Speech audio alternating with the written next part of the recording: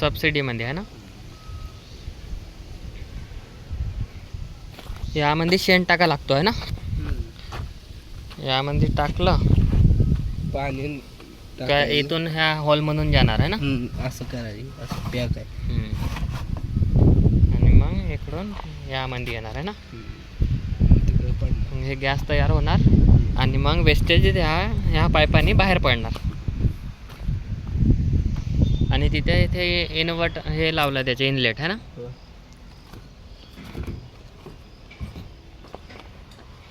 जागा कमी लागतो याला आहे ना. इथून गॅस येतो आहे ना हे.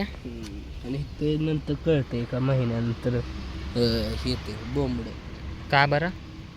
ते गॅस झालेलं तयार हां आपल्याला कळतो का गॅस तयार झाली म्हणून.